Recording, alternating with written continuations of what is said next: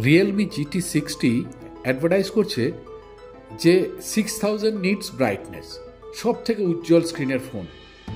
এ কি শুধু marketing gimmick, না সত্য অসত্য কিছু আছে বলবো। ভিডিওটা দেখতে দেখতেই চ্যানেলটা সাবস্ক্রাইব করে ফেলুন, আর মনে করে লাইক করতে কিন্তু ভুলবেন না। প্রথম কথা হলো, এই 4000, 5000, 6000 nits peak brightness is all meaningless. ব্রাইটনেসের এই প্রতিযোগিতায় অবশ্য কেউই পিছিয়ে নেই। শুরু হয়েছিল স্যামসাং S23 আলট্রাতে 1750 নিটস, এরপর পিক্সেল 8 প্রোতে 2400 নিটস, Xiaomi 13 প্রোতে 2600 নিটস। তারপর তো শুরু হলো আরও বাড়াবাড়ি। Xiaomi 14 pro 3000 nits, OnePlus 12 4500 nits, আর এবারে রিয়েলমি GT60 একেবারে 6000 নিটস। তবে আমাদের মনে রাখতে হবে, যত বেশি পিক ব্রাইটনেস তত বেটার কিন্তু নয়।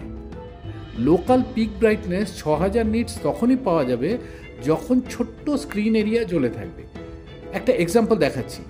এখানে ব্রাইটনেস হাই আছে, পিক ব্রাইটনেস কাজ করছে।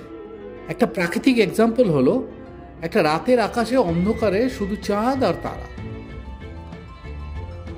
Realme GT60 high brightness mode বা HBM দিচ্ছে 1600 নিটস। অটো ব্রাইটনেস ফোনের ব্রাইটনেস অ্যাডজাস্ট করে না এনভায়রনমেন্টের মতো করে, বরং ম্যানুয়াল মোড থেকে একটু বেশিই করে। এই HBM কিন্তু কয়েক মুহূর্তের জন্যই স্থায়ী হয়, না হলে হবে high power consumption, screen burning আর হিটিং ইস্যু। অটো ব্রাইটনেস আর ম্যানুয়াল ব্রাইটনেস তবু কিছুটা মানে রাখে, আর ব্রাইটনেস বেশি না কম এই দুটো ফিগার থেকেই খানিকটা বোঝা যায়। রিয়েলমি GT60তে আছে ম্যানুয়াল ব্রাইটনেস 1000 নিটস আর high brightness mode 1600 nits. Local peak brightness একেবারে 6000 নিটস। এই 6000 নিট পিক ব্রাইটনেস কোনো মানে রাখে না, তবে 1600 নিটস হাই ব্রাইটনেস আর 1000 নিটস ম্যানুয়াল ব্রাইটনেস এই ফিগারগুলো কিন্তু ভীষণই আকর্ষণীয়। এই প্রসঙ্গে জানাই, Samsung S23 high brightness mode 1500 nits. HDR কন্টেন্টের ক্ষেত্রে পিক ব্রাইটনেস প্রভাব ফেলতে পারে, তবে পিক ব্রাইটনেস 2000 নিটস হলেই চলে। 6000 নিটস যে প্র্যাকটিক্যালি 2000 নিটস থেকে বেশি ব্রাইট এমন কথা কখনোই বলা যায় না।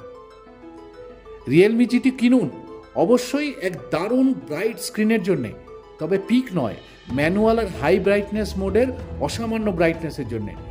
ভিডিওটা অবশ্যই লাইক আর শেয়ার করুন, চ্যানেলটা সাবস্ক্রাইব করে নিন।